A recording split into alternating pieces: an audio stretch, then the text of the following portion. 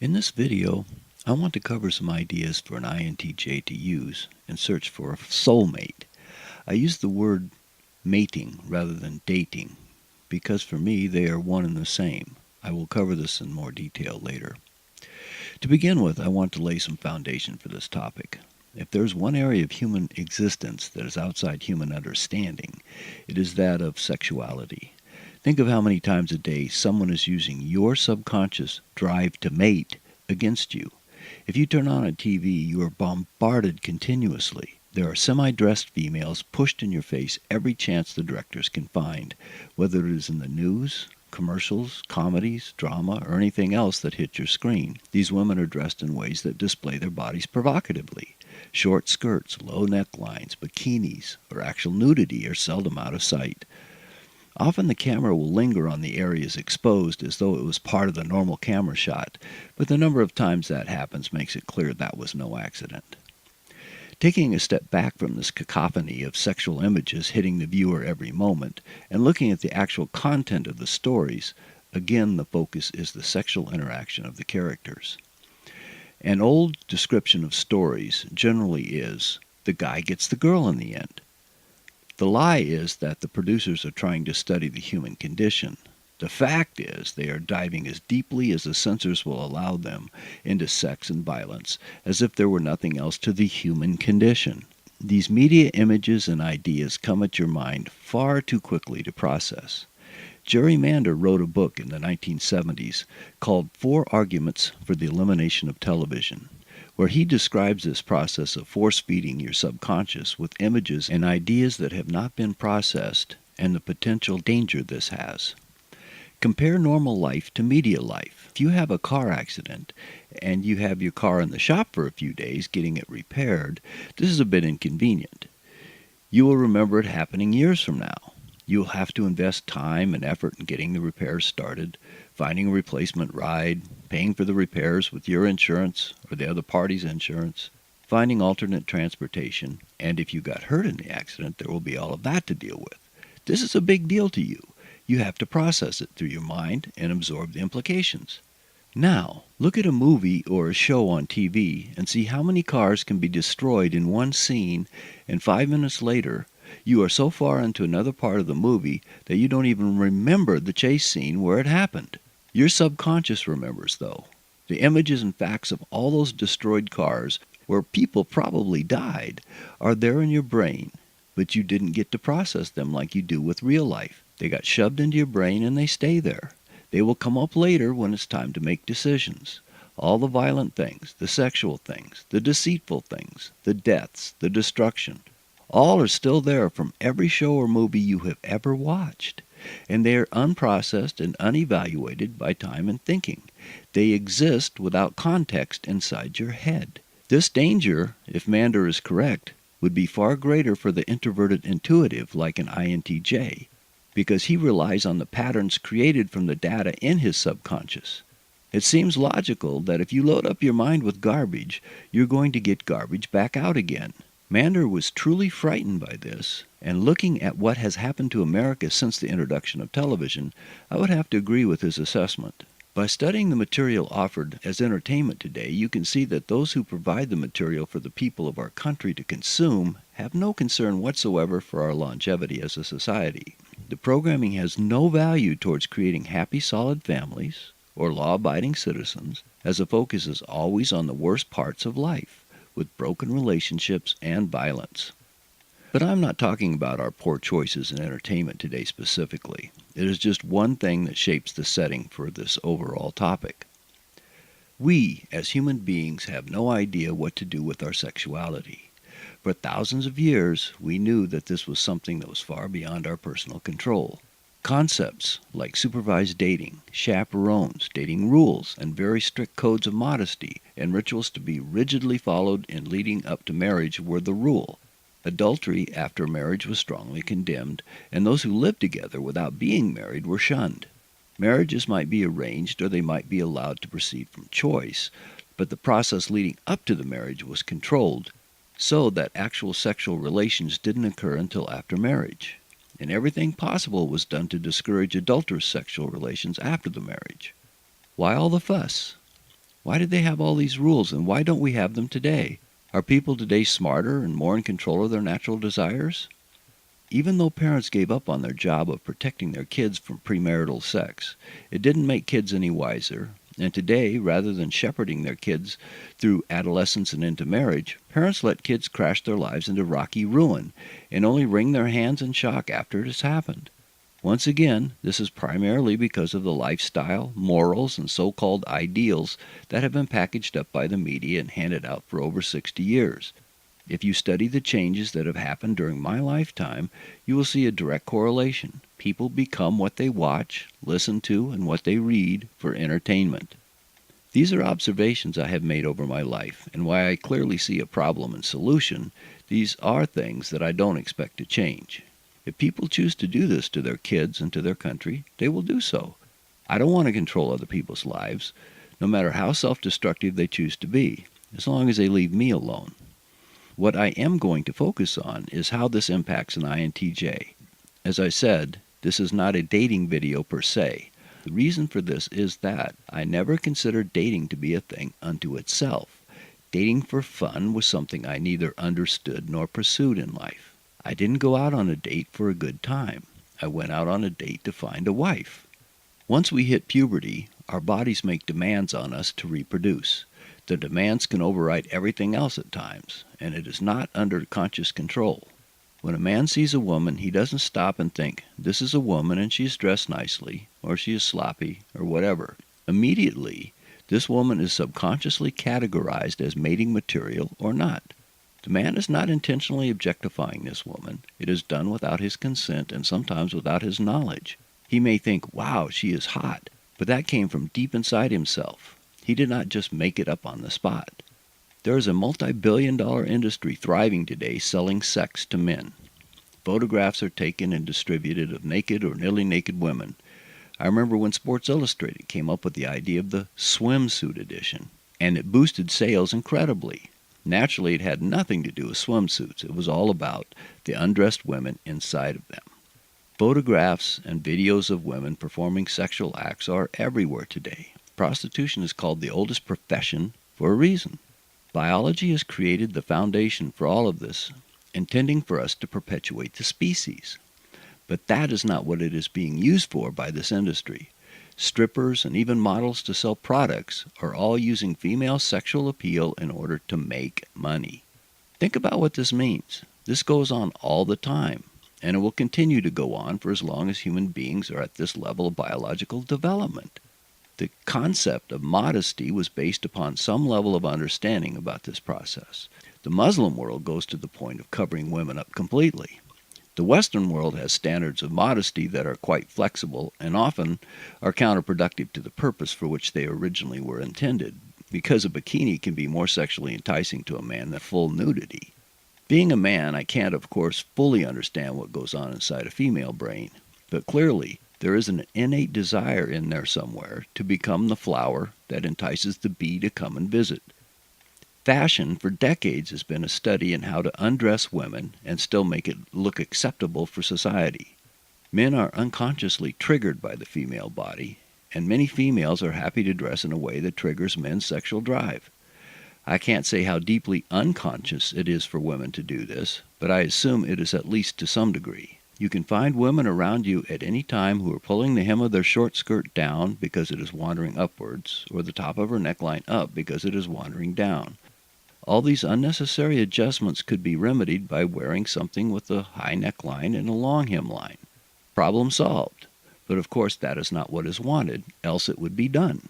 All this is going on all the time in the background, without a single word being spoken or a single direct interaction occurring between people. Just having members of the opposite sex being in the same room together makes this happen.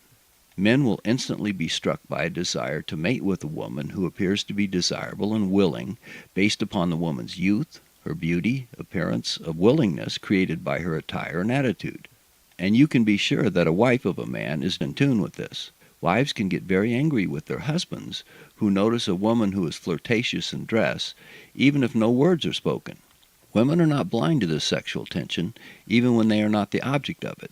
Those who created our cultural ideals knew this interaction goes on, of course. and they created a huge array of behaviors that were considered acceptable and unacceptable to control the overt actions of men and women. In my youth, it was absolutely forbidden in civilized society to use foul language, words that today come out of women's mouths as often as men, in mixed company. Sexual jokes were not told in mixed company, because men were taught to respect women as being special, and women were raised to be special and different from men.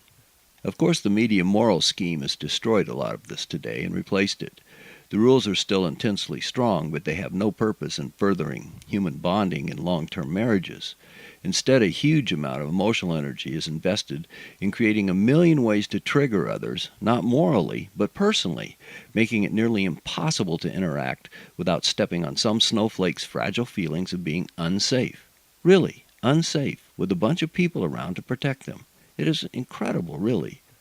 For someone who doesn't like to think about why things are the way they are, and only wants to be entertained by television without worrying or caring about the fact that they are being controlled by it, this entire mess today is as incomprehensible as the sun, moon, planets, and stars were to the ancients looking up and viewing them as capricious gods who controlled their lives. Everything just happens, and we can't explain it. We just have to accept it. Humbug. Our great-grandparents understood more than we do about such things, clearly, because they created marriages that actually lasted until death did part them. Understand that I am not attempting to change the world. The world will go where it will go, with or without my help. I'm speaking as a visitor to what has become a foreign land, and I am simply making observations. The country that I was born into died in the 1960s and was replaced with a structure that is built upon the ideals of Karl Marx and is moving towards a world of Big Brother in Orwell's 1984. This is the path America and the Western world have chosen, and I only observe the obvious. I'm too old to worry about trying to change it. It was once a free country, and the country used its freedom to choose to give up that freedom in order to let the government become its daddy, to take care of it. Daddy will be happy to comply, as we have seen. Even Winston Smith learned to love Big Brother, with a little help, of course. That's enough of the general background. Let's move to the actual topic at hand, sex and mating for the INTJ.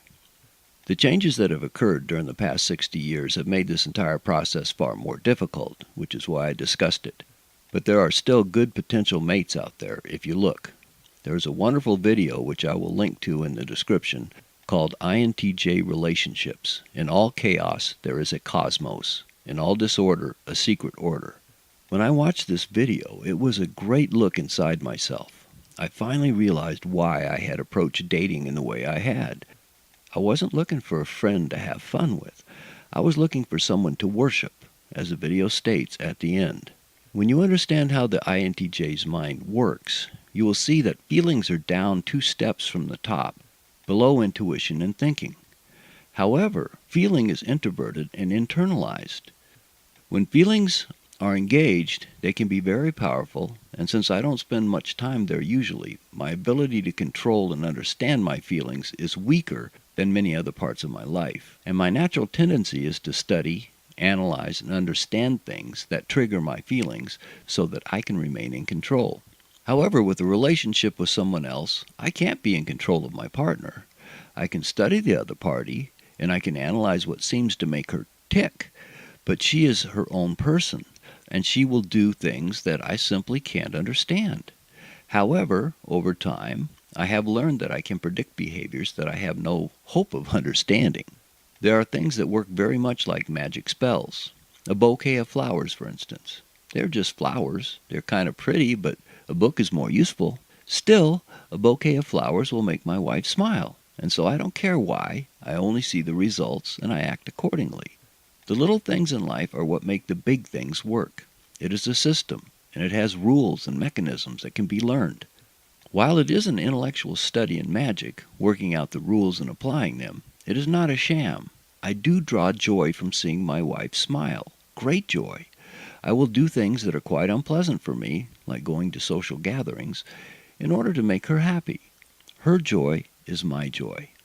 Once the right mate is found and the marriage is begun, from that point on, it is like many other processes in life, where things are done, results are acquired, and refinements are made. The structure is created through planning and design, building a protective exoskeleton around the soft, undulating, emotional core.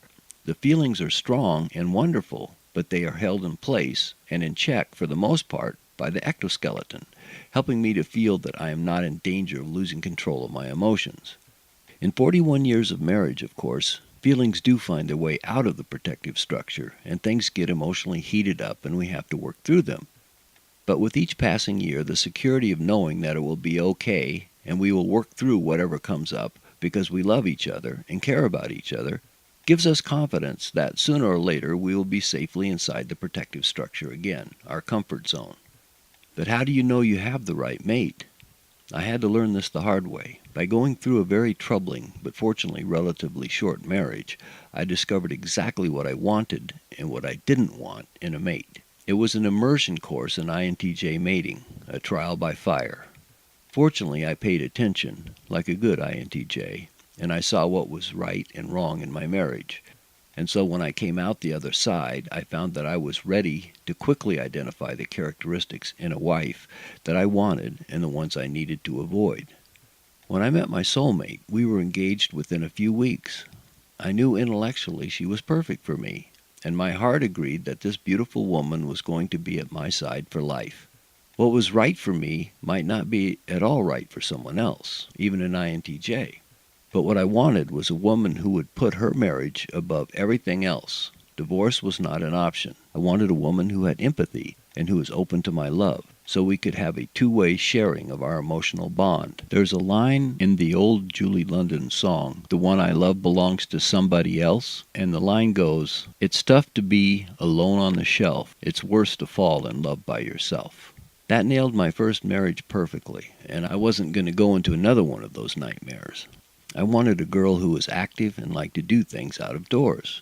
I let her pick our first date, and she completely blew me away when she suggested walking to the top of Multnomah Falls. It was a solitary date where the two of us were not bothered by others, and in just over a mile of walking, we went up 700 feet to get to the top of the falls and to look out at the Columbia River flowing through the gorge, heading into Portland, Oregon. Soon she had me out on the tennis court and beat me soundly. This girl was perfect in every way. She is an ESTP, and she has thinking in her stack. And when I asked her to marry me, she took a day or so to think it over. I can still remember that we were in the car just pulling up to a stop sign when she said, "Yes." I threw my arms around her, and I have never regretted that she gave me that answer to this very day. When you can be confident that you will not be deserted or cheated on, and that you will remain an important part of your mate's life, you can handle almost anything. When you know that your wife takes child-rearing seriously and will treat you with respect, working with you as a team as you build your family and face issues with the household and the children, the chemistry you share in your love will grow into a beautiful decorative cathedral that is tough enough to withstand the storms of life. You must understand that my wife had to face some tough challenges over the years, because I was in the U.S. Navy, and for over a decade I was in the position where I could be gone for weeks or months at a time. Cruises could take 6 or 7 months, and I spent a year in isolated duty on Diego Garcia in the Indian Ocean. My wife had to handle the bills while I was away and watch over the kids, and she was amazing, but I knew she would be before I asked her to marry me. I know this sounds a lot like having your prospective mate fill out an employment application and submit a resume, and in a way that is exactly what is going on. But what is more important, your job or your life's partner? You may end up going through many jobs during your life. In fact, you may take a job fully well knowing that it is temporary to get you by until you can land a better job. But a marriage, in my opinion, should last a lifetime. Therefore, it makes perfect sense to invest more effort into building a good resume for your own part and in creating a serious checklist of things your partner will need to meet before you invest the rest of your life into the relationship. As Danielle Derland said in the INTJ relationships video, "When INTJs love, they worship." Do you want to worship a woman who will appreciate it and return your love with her own? If you are one of the rare female INTJs, do you want a man who will value your love and return the loyalty and devotion you will give to him? There's one other point I need to add here. Something that I told both of my sons when they were reaching adolescence. Always watch to see how a woman treats her parents and those close to her, because that is how she will treat you. I was married to a narcissist, and all the signs were there for me to see, but I didn't know how to recognize them. A narcissist is very good at becoming what you want. She will feel you out and find out what you are looking for and become that. When I first met my first wife, we went 6 months before we had our first major disagreement. She was sweet and easygoing, being just what she thought I wanted her to be. However, I saw how she treated her parents finally. She told them seriously, and she didn't apologize for it afterwards either, that she wished they would both drop dead. She was angry and she meant it, and it never bothered her afterwards.